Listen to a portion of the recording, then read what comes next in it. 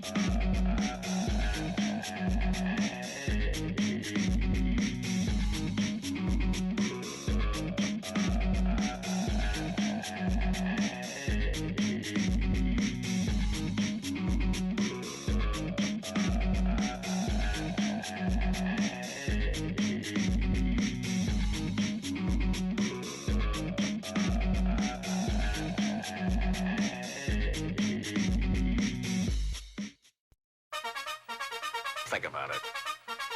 Think about it.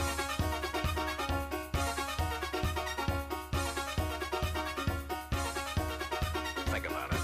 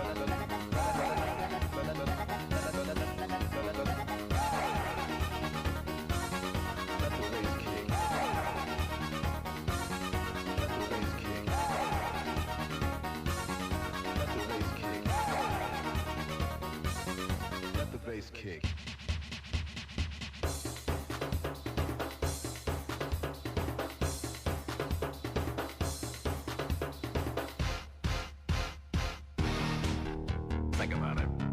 Think about it. Think about it. Think about it. Think about it. Think about it. Think about it. Think about it.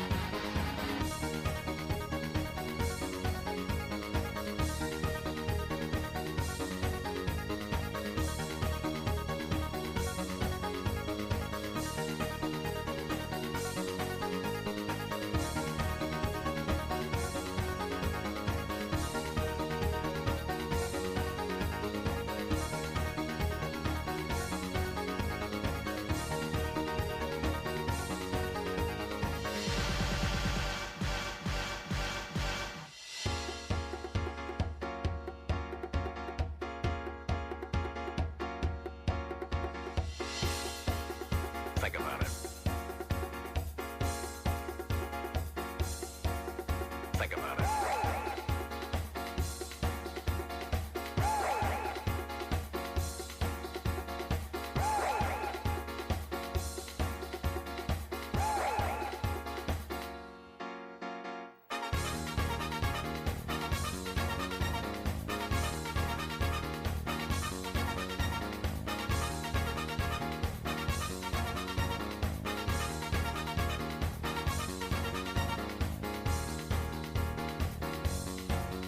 Think about it. Think about it. Think about it.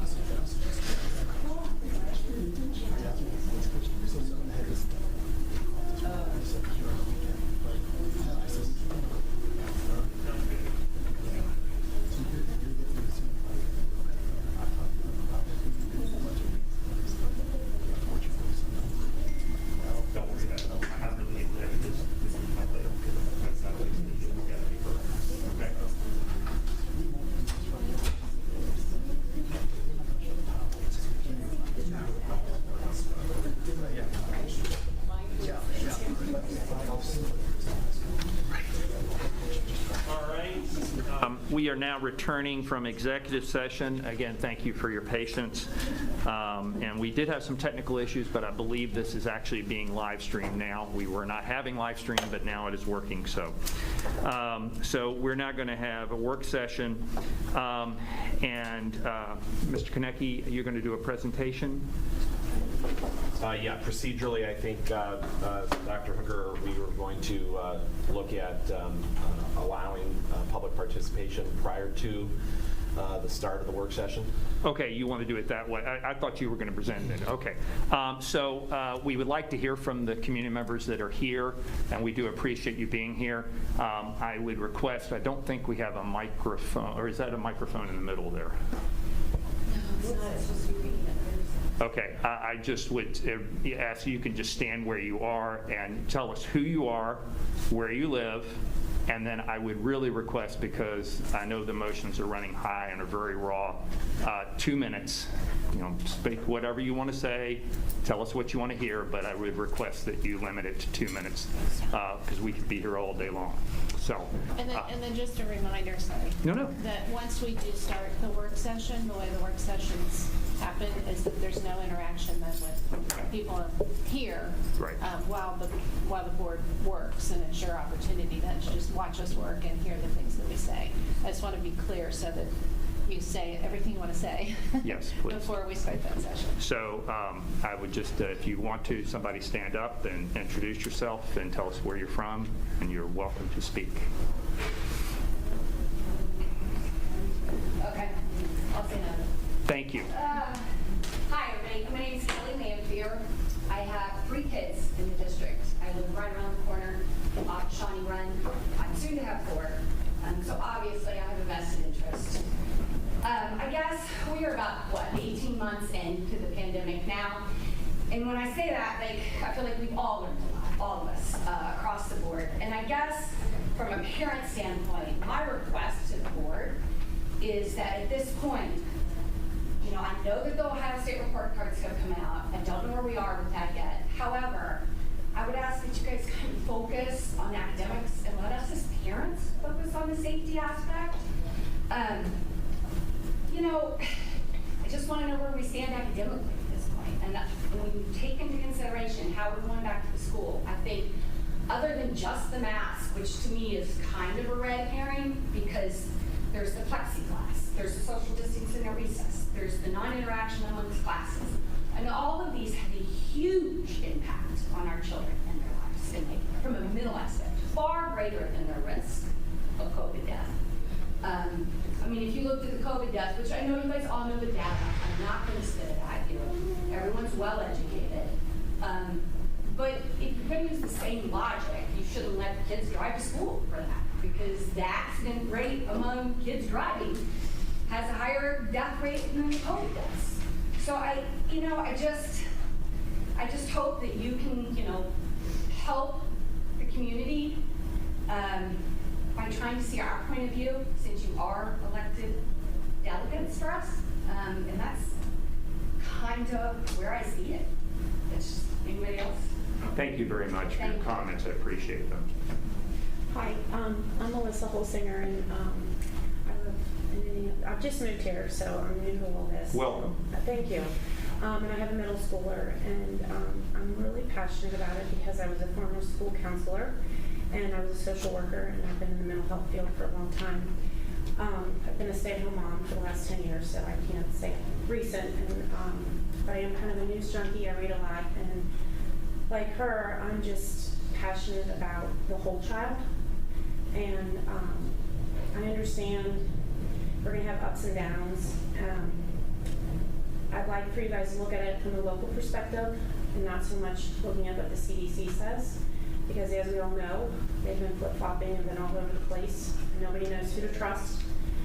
I have 2 kids that are at other schools, and the same thing. They say they're following CDC, they say they're following the health department, but at the end of the year last year, the health department wasn't doing, the Ohio Health Department was not doing what the CDC was doing, because at the end of the year, the health department wasn't forcing kids to quarantine. And I want to know, are we doing that? Are we forcing healthy kids to quarantine again this year if they're exposed? I just feel like all these kids have been together all summer. A lot of them have been together even during the school year, not wearing masks. Adults who are at risk, adults know they need to get the vaccine. They've gotten it already if they know they need it. I just feel like it's a slippery slope, and I feel like parents ultimately know what's best for their child.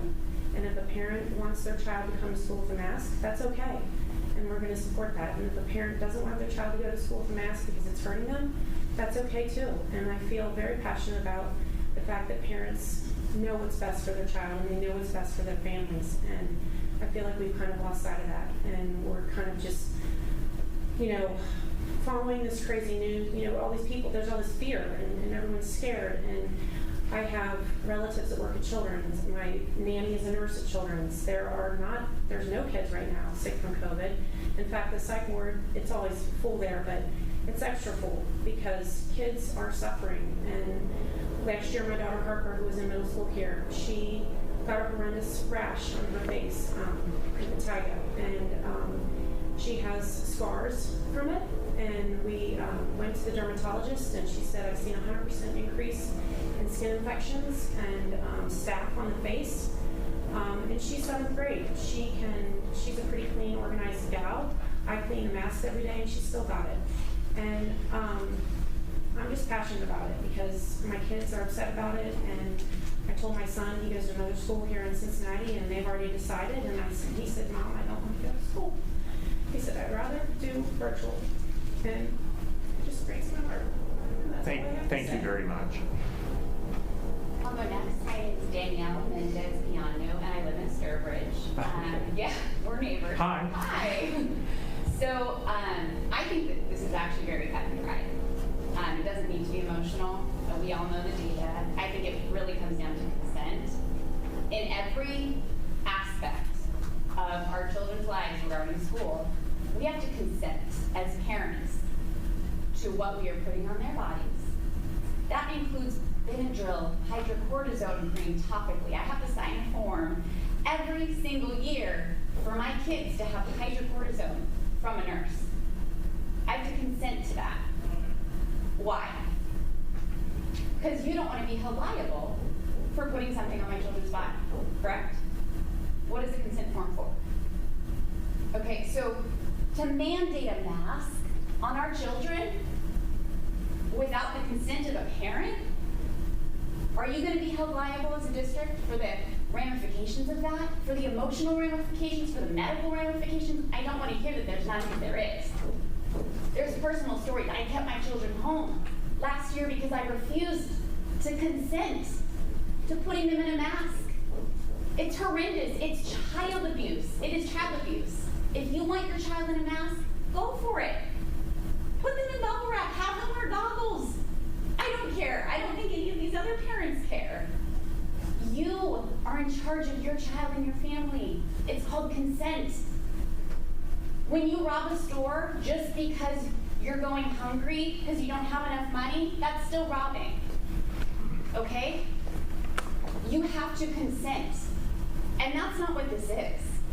There's clearly parents who don't want their children in masks, and there's parents who do, and that's okay. We say that we're, a district of, allowing everybody to be their own, and we're brave, and we want everyone to have their own choices, and we're accepting. And it seems like the only plan that allows that is to allow everybody to come as their own, to allow each family to make their own choice. Isn't that what we're all about? At this point, it would be sickening and ridiculous to mandate something that parents aren't consenting to at this point.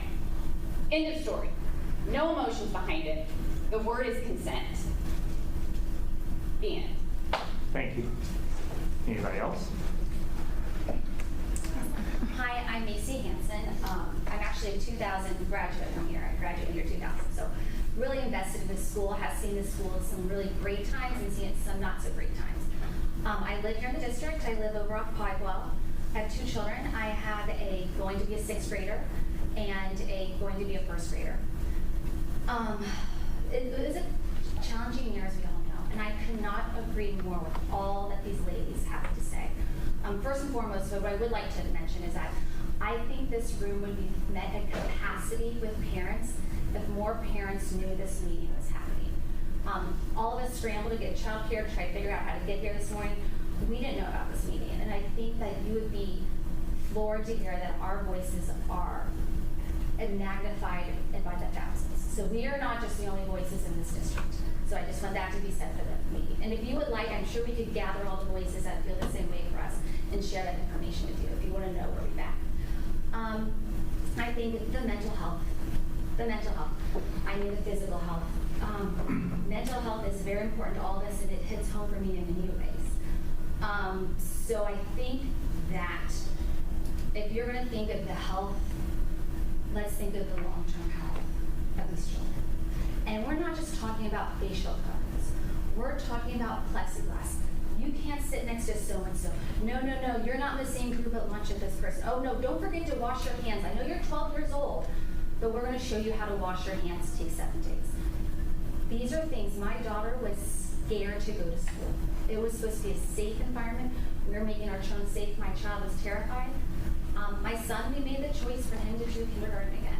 He missed on so much, and I think the biggest thing is academics. Back to the academic standpoint, our academics are at a devastating standpoint. I don't know how a kindergartner is supposed to learn to read through plexiglass, through facial coverings. How is a child supposed to fall on a playground and they're upset and not be touched and held by a teacher? So I think the consent's a big part, the mental health is important, the physical things. I mean, to your point, we're seeing physical attributes that are happening from us. And it's not just facial coverings, the 6 feet of distance. These are things that are impacting our children long term. And again, if there was a little bit more transparency on the time and the date of this meeting, this room would be full and we would not be the only voices. I think it's very important for that to be heard as well. So thank you. Thank you. Hi, I'm Larissa Frazier. I have 3 kids in the district. I live over in Brill. I have a son going in 1st grade, a daughter going to 6th grade, and then a son going into 10th grade. So I'm kind of, versed across all the schools. And I will just say, like last year, my 6-year-old, every day he would get off the bus with a headache, to the point where I was logging them and thought, he has a brain tumor, something's going on, and his mask would be soaking wet. And I would say, Everett, take off your mask. And he would say, I can't, there's COVID out here. And I just thought, this is crazy. Like, we're in our driveway, and this kid has so much fear to even take his mask off in his driveway. And I just think, my daughter, I would pick her up. These kids are not even wearing them correctly anyway. I mean, they're hanging around their chin, they're sideways. I mean, if we really think like COVID is not getting through a Old Navy mask when in hospitals they're wearing bubble suits, I mean, it's ridiculous. And then my 10th grader, I had to pick him up from school because he had allergies, couldn't breathe, got detention because he pulled his mask down because he couldn't breathe. And I just feel like everyone has said, we've seen the data, we could go through it, and you can listen to the moms on Facebook that are posting all these articles and everyone's gonna die if we go back to school, and it's ridiculous. And I think you guys can see the data. Some of the larger districts have already come out and said they're not requiring masks. I just think it needs to be up to the parent. And I feel like everyone has kind of already said, what we can say over and over again. I just don't think you guys have the right to mandate that. We need to decide what is best for our children. And my son going in 1st grade does not want to come back to Indian Hill. I asked him, I said, would you rather go to another school where you're not with your friends? And he said, well, maybe I can just go for a little bit, and then if they let me not wear a mask, I can come back. And it's sad because we moved here for the school, for the district, and now I may have to put my kids somewhere else. And it's just, I just hope that you guys can take this into consideration and let the parents make the choice for their kids and what is best for them. Thank you very much. You came in late. If you wanted to say anything, we're letting people. I absolutely agree with everyone. Okay, that's fine. I just didn't want you to be left out. Thank you. Okay. Is there anybody else that has public commentary? Well, thank you everyone for your public commentary. And now we'll start the work session with Mr. Konecki. You going to make a presentation? Thank you. I don't know. I don't think Johnson. Thank you. I'm actually just going to slide sideways. Welcome, everybody, and again, thank you for your participation. Board members, what we've done here is we've put together a slide deck and some resources we've shared. I just want to spend a few minutes going back through a little bit of history, a little bit of data and information, and start off by reminding everyone of the assumptions with our work session here today about our school operations. First and foremost, we're going to continue to operate with both an in-person and a virtual learning opportunity this year. And I do want people to understand that our virtual learning opportunities are different based on our planning for this school year than what we called Brave Virtual Academy last year. And a lot of that's based on student demand. So just to point that out, we will have some students we expect with extenuating circumstances and who may request a virtual option. We were going to have that regardless of whatever plan or decisions were made for reopening school. Indian Hill is going to continue to monitor and receive local, regional, state, and national data and input from our area health partners and government officials. I've been sharing with all of you weekly reports throughout the summer, board members, and we've continued to monitor this. I just want to make sure that everybody here understands we're going to continue to do this on a daily and weekly basis. We've had much help from our partners at Tri-Health. As many of you know, we've put on vaccination clinics. We've advocated for those opportunities as we go along, and we're constantly in contact with regional doctors from any of the hospitals in the area that people could list. The district is going to continue to mitigate the likelihood of spread, community spread, with cleaning and safety protocols in place. Many of those things are just routine now and will continue with our staff. And almost all of our typical annual school calendar activities, many of which were not on the school calendar last year, were set to commence as of Sunday, August 1st with the start of fall sports season. And so many of those things that we could not experience over the last year and a half are a part of our school calendar and activities and are set to happen fully this year, which includes field trips. Sorry, Mike. Mouse is quick there. Some summer developments, again, just for a quick review. House Bill 244 was signed by Governor DeWine in July. There are two major points to make with this law, which takes effect in October. But the spirit of the law is that it prohibits public schools from mandating vaccines not yet fully approved by the FDA. All of the vaccines that are out there right now are emergency authorization, just to be clear. It also prohibits public schools from requirements that would discriminate against a classification of those students who were either vaccinated or not vaccinated. Senate Bill 209 was introduced prior to the legislature leaving for their summer break. This is a bill that will be taken up in early September that would prohibit public schools from requiring masks. Again, this is not law. It's something that will be debated and has made its rounds in the media prior to the legislature leaving. The CDC guidance on return to school recommends strongly masks for those who are not vaccinated indoors. The Ohio Department of Health issued guidance a week ago which recommends masks indoors for schools.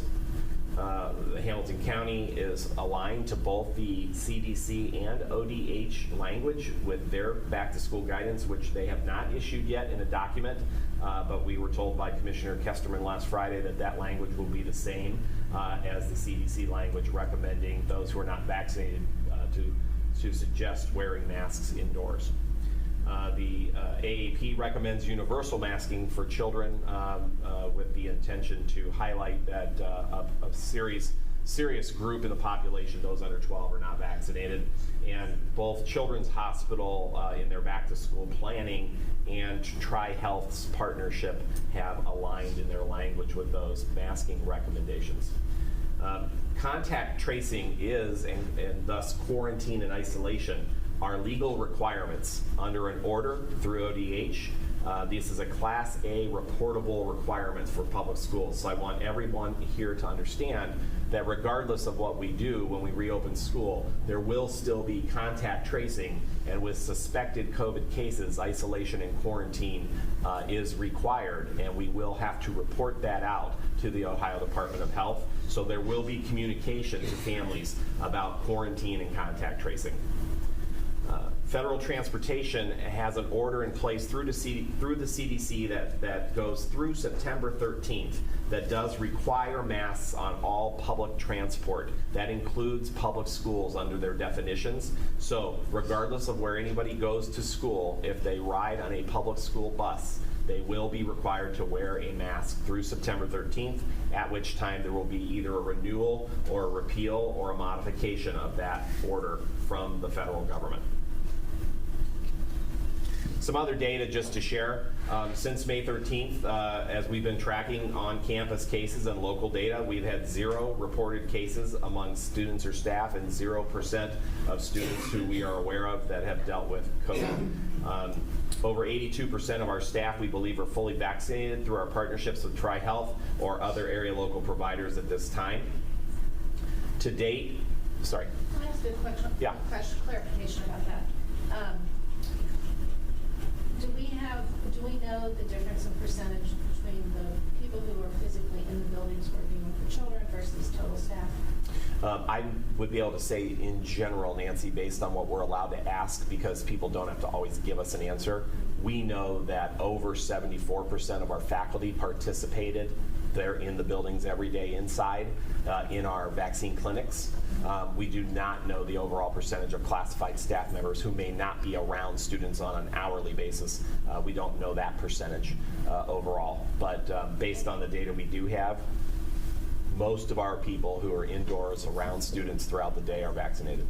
And we don't know then of the 26% that didn't participate in our clinic or our time, what they may have gotten vaccinated at the center. We may not know unless they share the information, and we can't mandate or require them to tell us. Okay.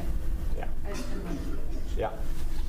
Good questions. To date, there have been 12,779 COVID cases in Hamilton County in the last 18 months, children aged 0 through 19.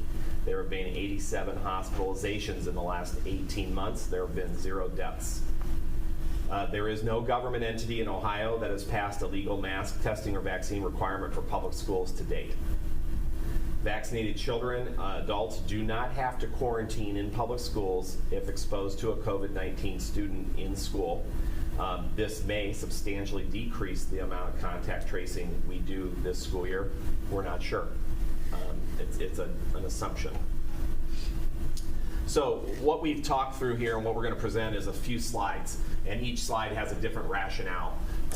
This is a rationale for a mask optional return to school for staff and students. And you can see here some of the talking points. First of all, there's efficacy behind the vaccines. We know that. While they're emergency authorized, we know that they're working, and we know that most people who have the vaccines have been safe. There's a social, emotional, mental wellness considerations and components to all of our decision making. I think we've talked about this going back to last year and the year before in the spring with every decision that the board makes. And we have heard from many of our stakeholders, including staff, about paying attention to the social, emotional, and mental toll of the pandemic. Local case data is what it is. We just shared some of it. We have had people around campus throughout the summer in the community doing camps, activities, sports, overnights, trips. We're not having COVID cases reported to us. We've taken local input informally from stakeholders. We've received much input from stakeholders, and many of them are sharing similar opinions that we heard today. We have a proven ability to pivot and change our plans if necessary. We did that 10 times officially last year during the school year, and we were doing regular monitoring of the pandemic. And as you all can remember, lots of extra special meetings and work sessions to make informed decisions.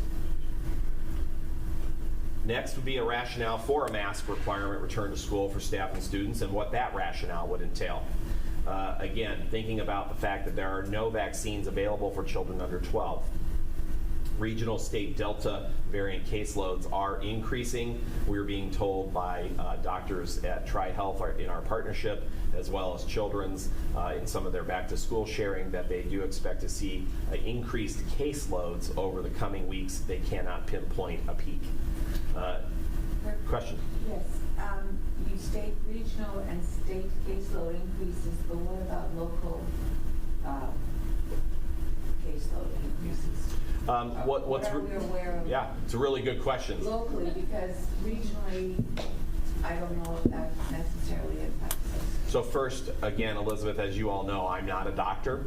and I don't control the Hamilton County website dashboard for data. So what I'm sharing with you is what has been relayed and told to me through our health officials and partners. Our local zip code caseload data for children this summer is 0. Hamilton County and the health commissioner have told us that they have even had trouble updating their zip code data on their dashboard because of reporting now. And part of that may be because of the change in the law that occurred in the summer. Because again, you can ask someone if they're vaccinated, but they don't have to answer or provide a response.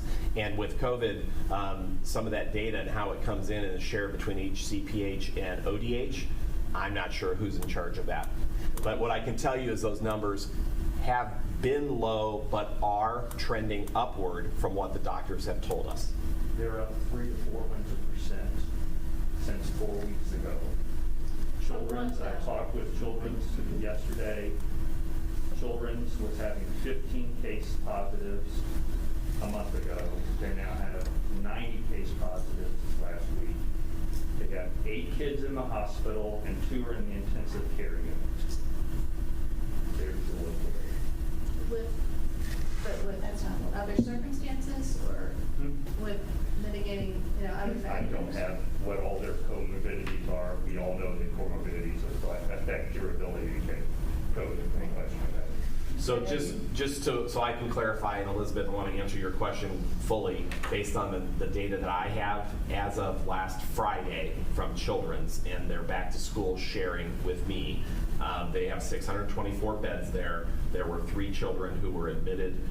1 came in suspected COVID, 2 came in with something else and got tested once they were there. My understanding was the number was 3. They have had 75 outpatient visits as of last Friday, and 72 of the 75 came in with other symptoms or other concerns other than COVID. And again, of those people, 72 of them were asymptomatic and went home. That's the data I have from the doctor at Children's Hospital as of last Friday. But I think it's also important to remember that Children's serves a large area, and my concern is more locally, such as Sycamore, Marymount, Madeira, I hear our you. interaction. That information, I asked our partners at TriHealth, and I speak with the doctors there regularly. They're one of our strategic partners. They cannot parse out on any dashboard or website within a zip code, within a school district, and they have tried for me for the last 3 months. And if they could, I would give you that number. So that's why I said regional and state. I want you to know that this is the best information I have from those doctors. Yeah, you can't get it down. No, I just think it's important for us to keep that in mind. So again, that's what I have, and that's from a Children's Hospital doctor as of last Friday. There's, again, input from pediatric stakeholders. We all have heard some of that as well. I think that's another, again, we're going over a rationale for a mask requirement here to think through that scenario.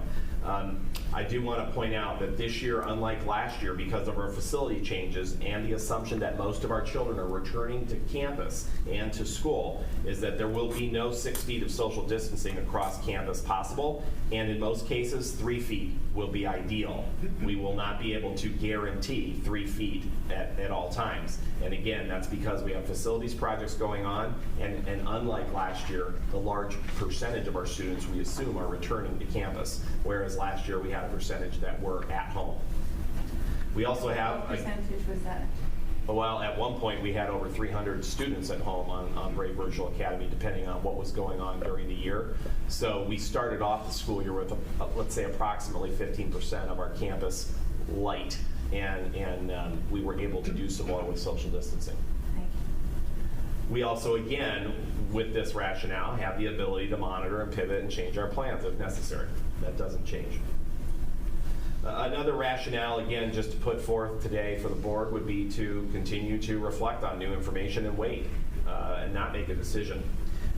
We know that there's no vaccine news yet for under 12. We continue to hear rumors that that's being floated out as early as the first week of September. We don't know when an emergency authorization will come, but when it does, we will communicate about that and advocate and promote the opportunity for vaccines. Regional state caseload data, as we know, we're reviewing it weekly, and it evolves and changes weekly. And I don't think that we can say what the data will look like in 2 or 3 or 4 weeks. Input from health officials and governing bodies also evolves weekly. And we've got the proven ability to make a decision and adapt and announce plans after August 10th and still be ready for the start of a school year. So again, those are just considerations with regards to that rationale. The fourth one, which I don't have here on a slide, which I think we've talked a little bit about just in general, would be also the ability to take a half-measure approach with a grade level or classification of students for a mask requirement or not requirement. Those are the considerations, board members, I wanted to put in front of you, and I'd like to open it up for some dialogue, and if you have any other questions that I can provide answers to, we'll try to do that. So I would like to hear from each one of the board members their thoughts, if that sounds good to all the board members. Nikki, you're down there. You want to start us off?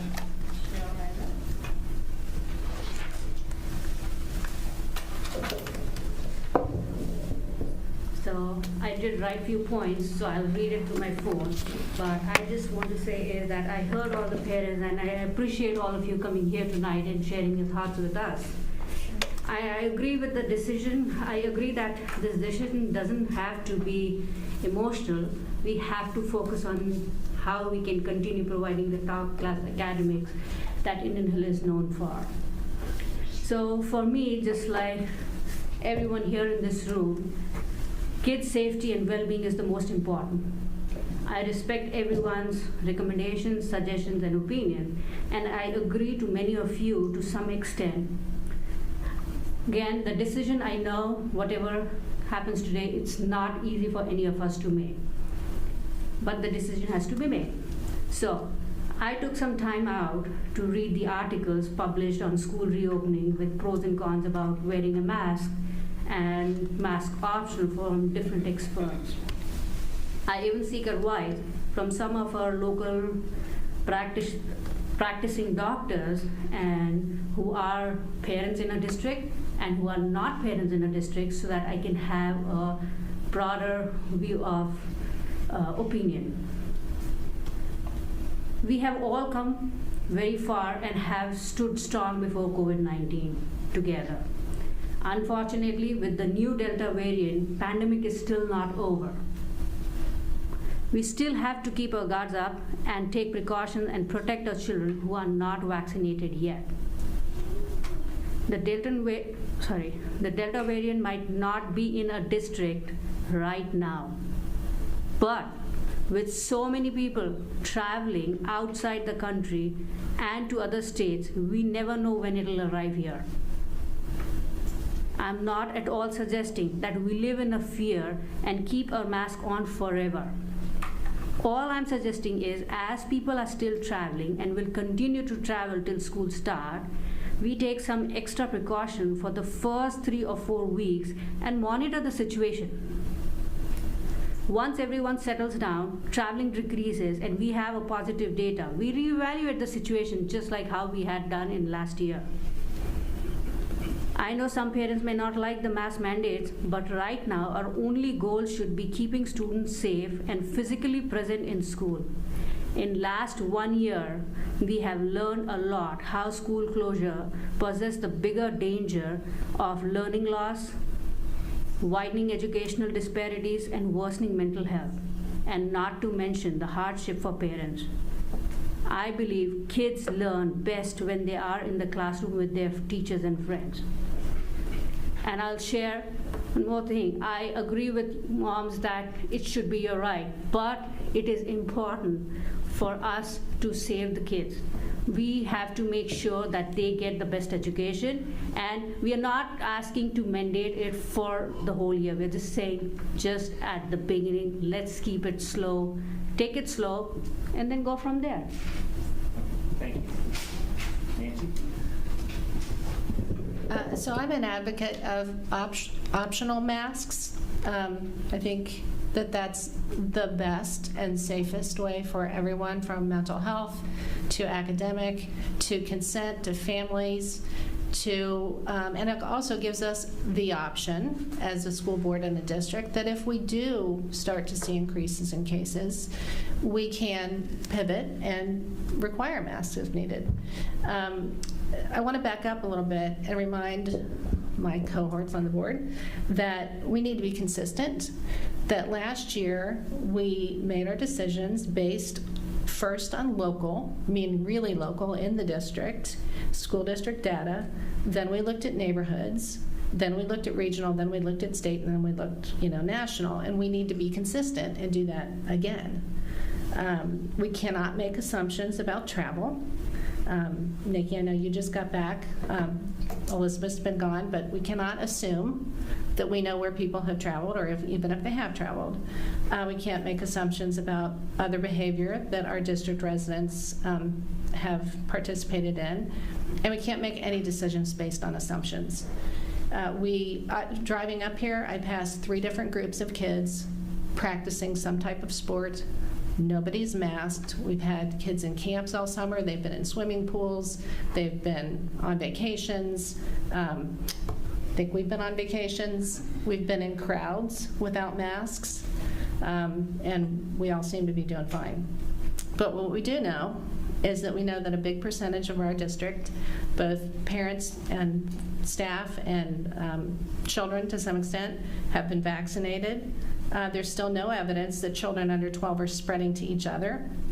When they test positive, they're largely asymptomatic and not sick, and I have several articles with me if you need those. We had a large turnout for the vaccination clinic at the school, which tells us that most of our community has been vaccinated. Many students have had COVID or tested positive, which also allows some immunity. If all people have to mask regardless of the vaccine, then what is the incentive for the unvaccinated? If I hadn't gotten the vaccine and I'm being told I'm going to have to wear a mask even if I have the vaccine, then what's my incentive? 450 children total in the U.S. have died from supposed COVID that's not even proven over the past 17 months. That's 450 out of 75 million, which is 0.00006% of a death rate in children. The other concern about starting the school year with a mandate for the mask is what's our trigger point? What will we then use to decide that we're done wearing masks?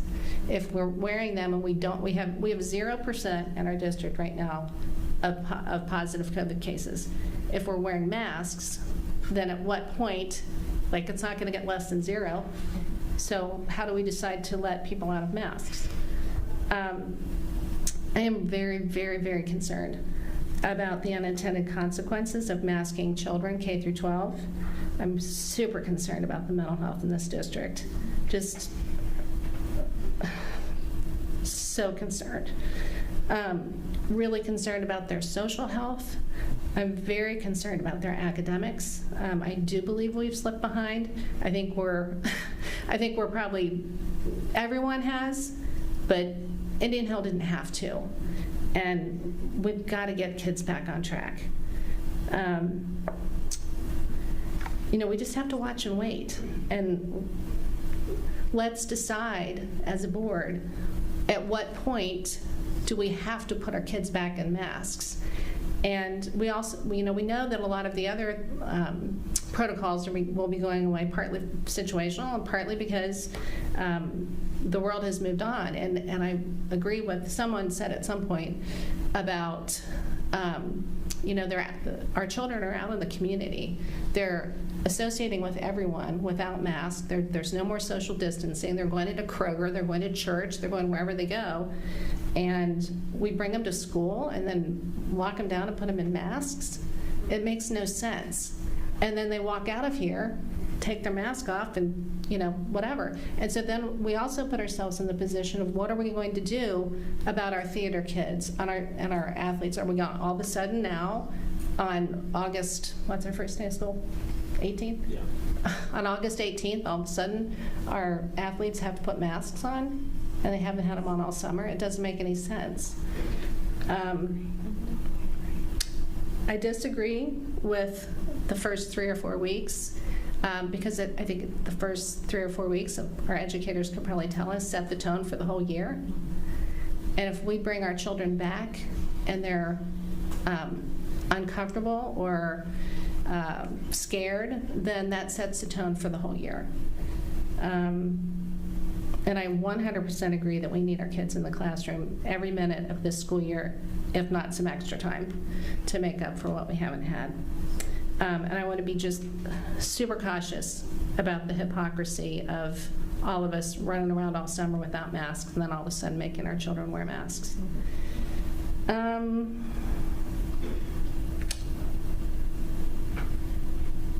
I think that's it for now. Elizabeth? Nancy, you stole the words out of my mouth.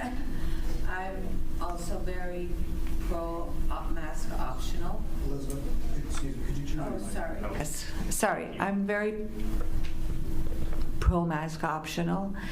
I think what we have to remember is last year we made some very difficult decisions about coming back to school, and we did those based on local data and the impact of the COVID situation in our district. And it was a difficult decision, but we made it.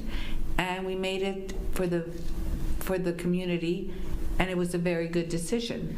And our executive team have shown us and proven that they can pivot and make necessary changes as the situation changes with COVID.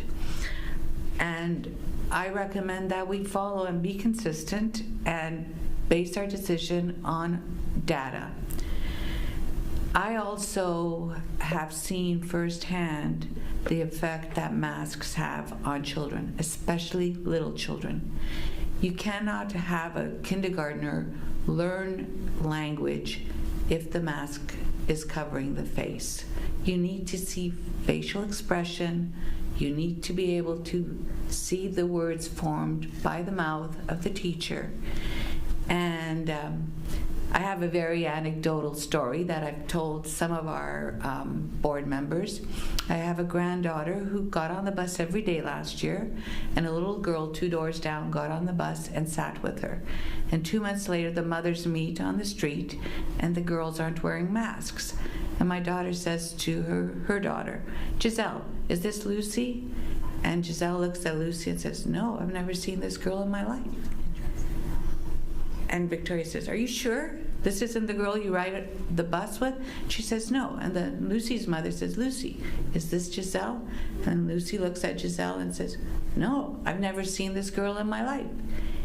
And after 2 months of sitting side by side and talking, they didn't recognize each other. So what does that tell you? It is not a healthy situation. And we've heard from mothers, and there is data out there that masks are not healthy to be worn 8 hours a day. But further than that, the ramifications that these mental health issues will carry on for years to come is a serious consideration. And we are being hypocritical if after school we go out and nobody wears masks and no one's required, and then all of a sudden the kids go to school and you're going to lock them up. Why not put handcuffs on them? It's just not a healthy situation. We cannot base our decision about where the Delta variant's going to go. If you look at the map of the United States, the Delta variant is pretty much localized in the Mid-South. It's all over, but there's reasons why it's spreading where it's spreading. And we have to make decisions based on what we know today, not worry about the sky is falling 2 months down the road. If in 2 weeks we find that it's invaded our community and it's local, then we can make decisions based on that. But I think my opinion is let's move forward with a healthy start to the year and set the tone for strong education. And I think parents who are worried, they're welcome to send their kids with masks. And I think some kids probably should, if they have compromised immunity, to wear masks. It makes sense. But I don't think it should be forced on everyone when in the larger community we're not forcing everyone to wear masks. Anyway, I feel strongly it should be optional. Thank you, Elizabeth. Kim, did you want to say anything? I have a few things. I think the Delta variant changed the playing field this summer, and it's changing the playing field incrementally on a weekly basis. The most logical choice we could have made would be the unvaccinated must wear masks and the vaccinated not wear masks. Unfortunately, the Ohio legislature took that away from us. We're not permitted to say that. We're not permitted to do that. Mask mandates, I think, will keep less people quarantined because whether they catch COVID in the classroom or outside of the classroom, if they have a mask on, they don't have to quarantine, which is unlike ODH last year because you had to quarantine even if you had a mask on. That's not the case anymore. And I want to make clear that I understand that if we were to do a mask mandate, it would only be inside so that it wouldn't affect athletes. It wouldn't affect people on the playground. It was only for an indoor because that's what the CDC recommends, and that is what Children's Hospital and others recommend. And those are at least my thoughts right now, and I think it's really important that we as a board continue to monitor this and continue to monitor all of the considerations that you raised, Nancy, and that you raised, Elizabeth, and that a lot of our stakeholders have raised. That we've got to make sure that we continue to look at the mental health of our children, and that, if things change and the Delta variant, that we don't have any cases, and if as a whole Hamilton County doesn't, and we're not increasing cases at Children's Hospital, and in a few weeks we're decreasing cases at Children's Hospital, I think we as a board have an obligation to continue to meet and to continue to discuss and to continue to reevaluate. Thank you, Kim. Thank you, everybody, for your comments. I personally have struggled with all the comments from the wonderful stakeholders that came because I do hear what they're saying. But the actual science is there is no scientific data that there is any long-term harms from wearing a mask. And so the American Academy of Pediatrics, in the best interest of the children, are recommending masks. Specifically in that document, if you read it, there is no scientific published data on that problem, but there clearly is scientific published data on missing school because you're in quarantine affects mental health really badly. So, Summit and Seven Hills are going to start in a mask, I think in the best interest of the kids. I really think that we need to also, I think the science is clear. This is the cautious thing. I really, with due respect to those that disagree with me, I really don't think there's a negative to wearing a mask. So I'm all for the mask, and I think we've talked about this a lot. So I think the science is clear. We should follow the science and protect children. Can I read something that was published in USA Today when the CDC came out?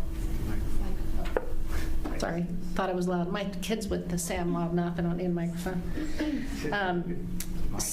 This was published in USA Today when the CDC came out with their kind of broad strokes. And basically, you know what they recommended, so I won't read all the detail, but they're urging that the American Academy of Pediatrics and CDC are urging that children return to full-time in-person learning in fall. Okay, we all agree on that. But then the CDC director says the Delta variant is showing every day its willingness to outsmart us and be an opportunist. But in rare occasions, some vaccinated people infected with the Delta variant after vaccination may be contagious and spread the virus to others. But the reality is there's hardly any transmission among fully vaccinated people to truly affect community spread. There isn't a whole lot of benefit that's going to be felt by this, meaning the mask mandate. We have good data that vaccinated people don't spread COVID as efficiently as unvaccinated people, blah, blah, blah. He suspects the new recommendations may be more successful in getting unvaccinated Americans to wear masks in public and empowering businesses and schools to implement mask mandates without requiring proof of vaccination. So it has nothing to do with spreading the virus. The guy from, let's forget his name, from Brown, Dr. Ashish Jha, I believe.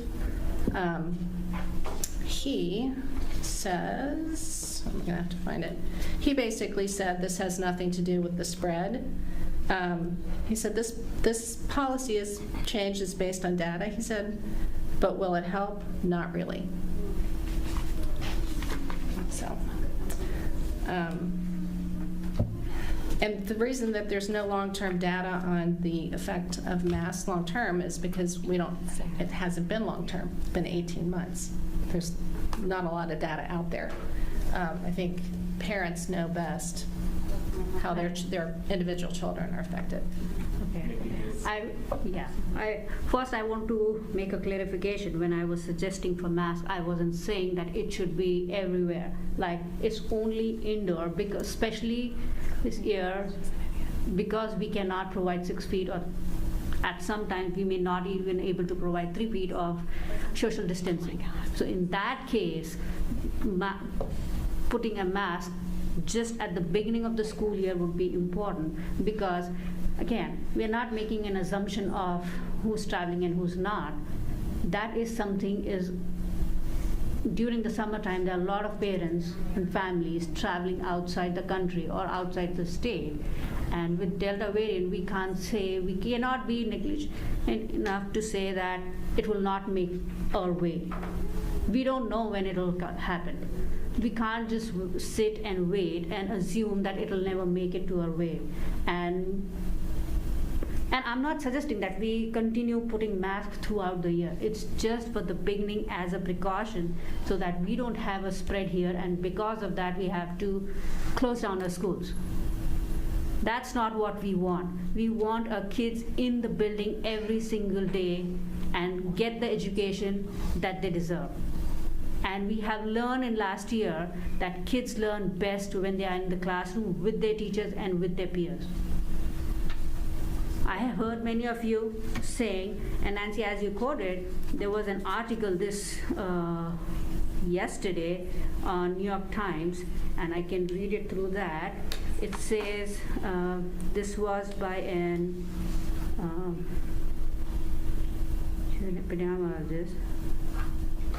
sorry, it just moved. I'll just give you of what I read. So it basically talks about the Delta variant is a new variant. It is very different than what we had before. The COVID and the Delta variant, there is a difference. We knew a lot, now we know a lot about COVID, but we still don't know how Delta variant is going to have an effect on kids and adults. And people who have got vaccine are still getting sick. They're not going to the hospital, but that does not mean that they cannot get it or they cannot spread it. So it becomes our responsibility to protect the younger ones who haven't got vaccine.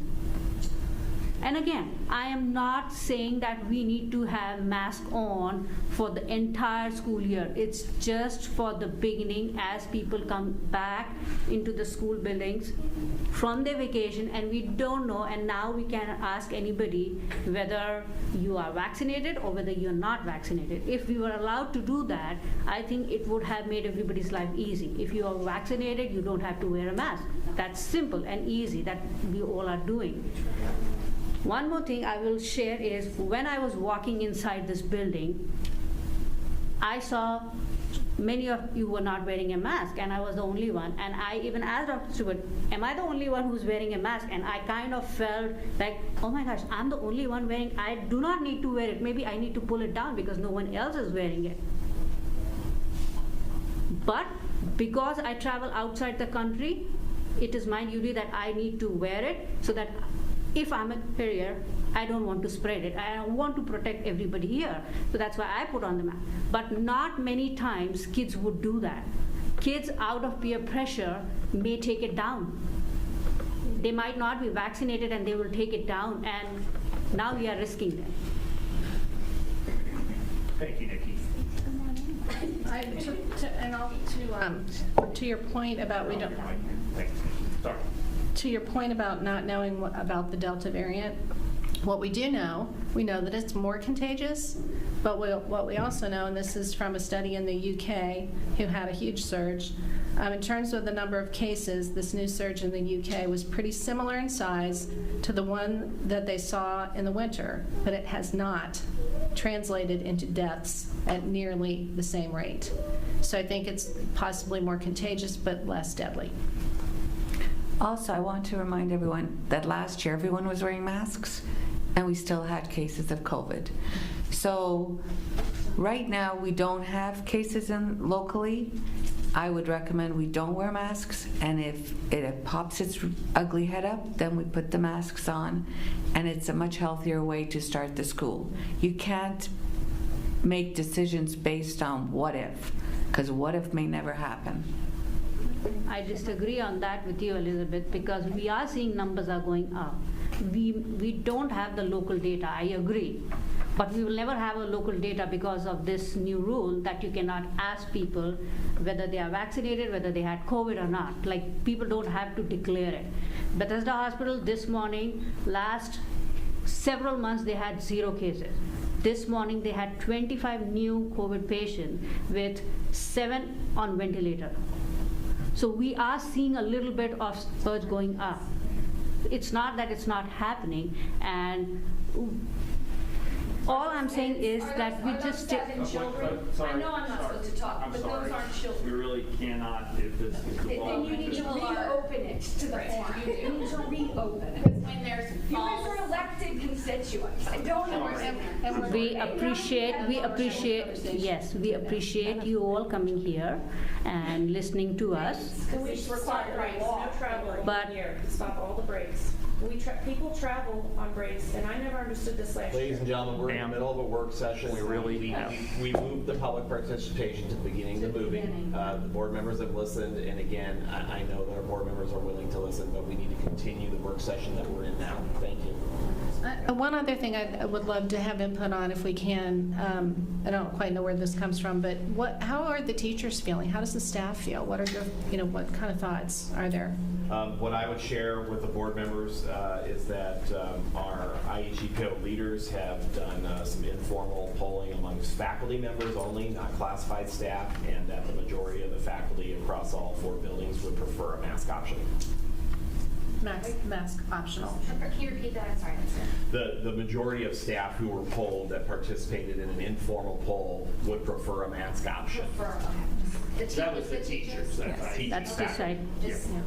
All right. I don't think anyone is saying that people shouldn't wear masks if they want to, and if they're more comfortable. But I think we're well enough into this pandemic and the handling of it that people can make their personal choices based on their own health, their own family situation, their own desires, and I'm optimistic that we will do fine. And I'm also optimistic that we've made some really, really tough decisions in the last 18 months, and that if we have to make more tough decisions, we will do that. But right now, we don't have the data that supports mandating masks. And nobody anywhere is mandating masks. If the government really thought that our children should be in masks, they would have done a mandate. And so let's go back to, we've always made decisions the way we've made them. Let's not take a detour and make decisions based on what ifs when we've never done that. It's always been on the data we have right now. And we have plenty of time between now and the first of school that if all of a sudden there's some huge surge, then we come back and have another conversation. So I think the safest and best option right now is mask optional, because that gives everybody their own personal comfort zone to do what they need to do, including our teachers and staff. You know, I would never ask a teacher to not wear a mask if they feel more comfortable.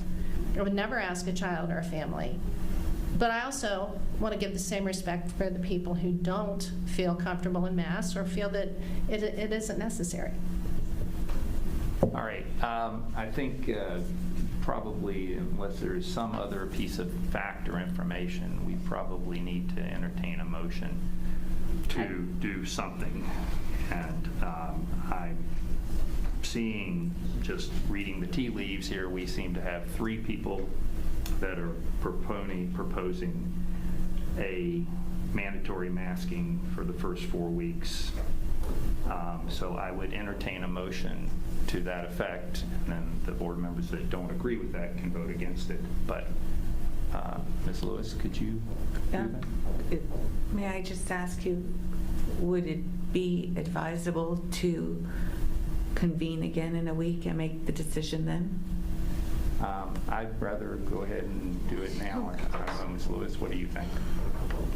I mean, I think I'd rather do it now, and we have 2 weeks before the start of the school year, and to the extent that we are able to get more data, where that's not the appropriate response, we'll have more data from other school districts, we'll have more data from doctors, I think that we should probably give people guidance now. It's, you know, I mean, I would hate to wait to give any type of guidance, and obviously things can change. I think that's what we did last year, is we made changes very quickly along the way. So could you give me a motion? Is that possible? Okay, let's talk about the motion for a minute, because you're sort of setting it up assuming you know how people are going to vote. And so you're setting it up so that we're kind of stuck. No, We would have to come back. We would have to come back and re-vote. Whereas with a mask optional, we could put guidelines in there for when we would go towards mandatory and when we would go towards. I don't think we could ever go away from mask optional. It'll always be there. People can. I mean, kids are going to get strep. They're going to get stomach flu. They're going to get flu. You know, and if now people are conditioned that a mask is a way to keep from getting illnesses, then great, they can do what they want to do. But if the resolution is saying that we're going to start school in masks, then we've stuck ourselves, and we have to come back before school starts and have another conversation about it.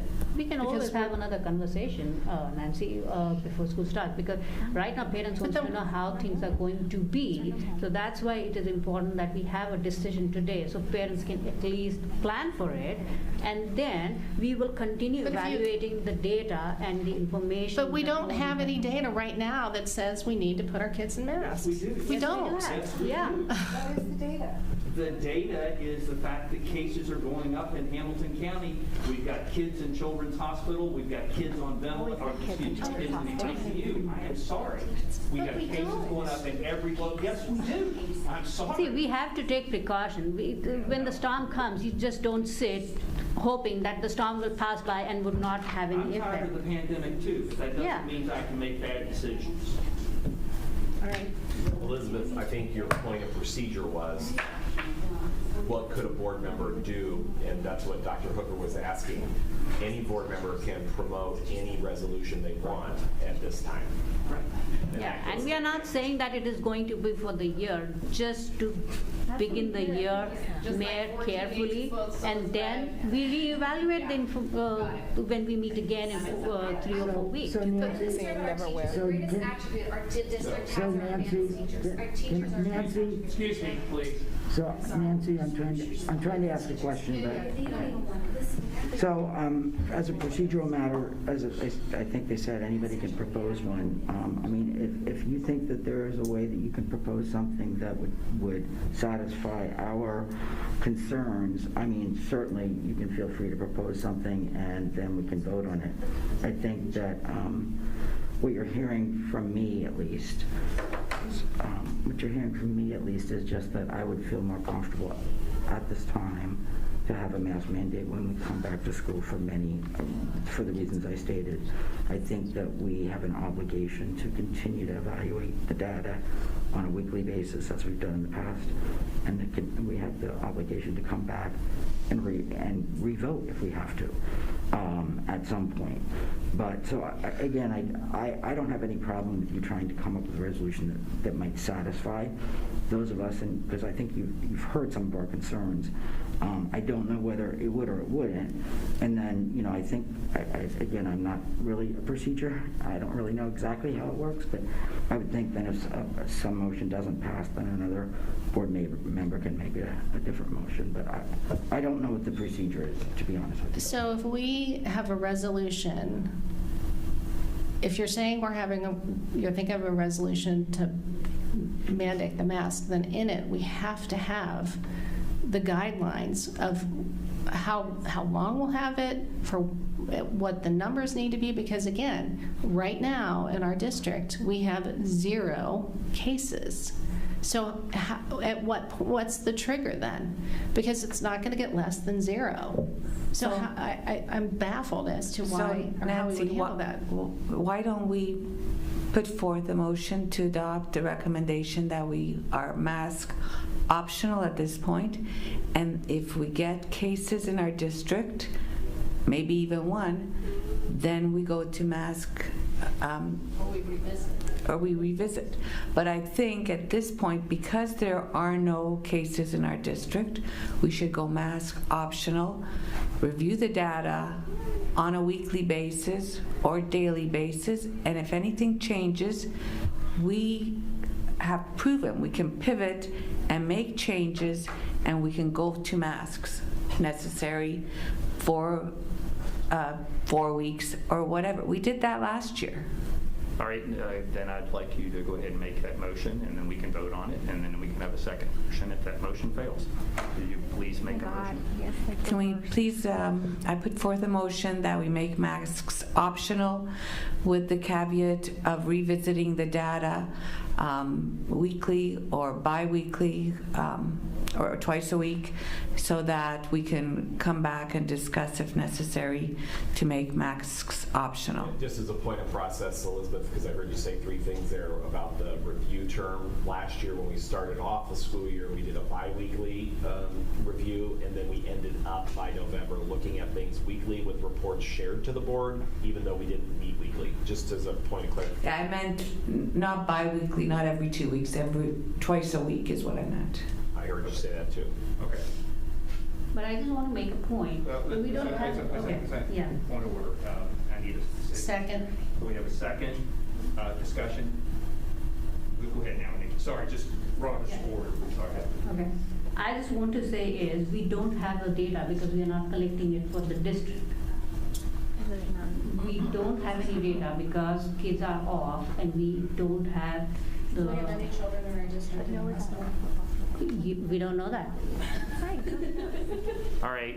It's not about whether we have a kids in the hospital or not. You cannot just assume that, Nancy. And let's not make this emotional or political. It's just we are all trying to keep our kids safe. And So this is just precautionary. Just as a point of clarification, Nikki, because quarantine and contact tracing are Class A reportable order under the law in the state of Ohio, I just want everybody to understand, we are monitoring and collecting any data we get and any information, and we are reporting it to Hamilton County and ODH under the law. And so what we do have right now is the best data we have because of how it's collected and how it's shared. But we are doing that to meet the law. But the kids have been out of school, so you've not had them collected. So we've got a motion and a second. Mr. Davis, you want to do a roll call? Mrs. Johnston? Aye. Mrs. Echols? Aye. Mrs. Lewis? No. Mrs. Singh? No. Dr. Hooker? No. I would now entertain a different motion. Nikki? I'd make a motion to mandate a mask for first 3 or 4 weeks. We've got to make it specific. We have a meeting on the 14th, if that'll help you. August 14th. We have a board meeting on the 4th of September. So motion that we mandate the mask till our next meeting and then reevaluate The meeting on the 14th, we have a meeting next week, so you mean the meeting on the No, 14th? meeting in September is when we reevaluate and see what the data is in our district and locally, and then revisit and decide what we need to do next. Can I have a second? There can be Maybe discussion. an amendment or, rather than Please. seconding. I have a question in order to actually make an amendment. Kurt, what is the, currently there's a requirement under federal transportation law that all kids that are on the bus must wear masks through a certain date. What is that date? September 13th. September 13th. We expect to hear news prior to September 13th, but that is when it is to be reevaluated. Okay, so So that the is- 14th works. Yeah, so that's why I was asking the question, so I apologize for asking a question before even. So are you seconding that motion? Yes. Dr. Hooker, before we second that motion, we do need to get in there the language of indoor. Oh, yes, please, Yes. please. Can you help with that, Nick, real quick? Well, I think we need to hear what Nikki Yes. is saying specifically about, she made a motion to require masks until September 14th. Where, how? Indoors. Indoors, when kids are indoor settings. Thank you for the clarification, because we did not want to have that affect football and things like that.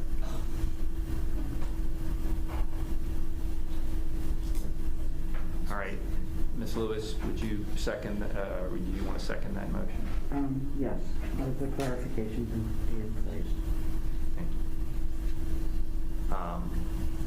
Can I have a roll call, please, Mr. Davis? Mrs. Singh, Aye. Mrs. Lewis, Mrs. Eicholtz, No. Mrs. Johnston, No. Dr. Hooker. Aye. All right. Since that is what we came to do today, and that's the only thing on the agenda, I would entertain a motion to adjourn. Can I have a second? Lewis is second. Second. All those in favor? Aye. Aye.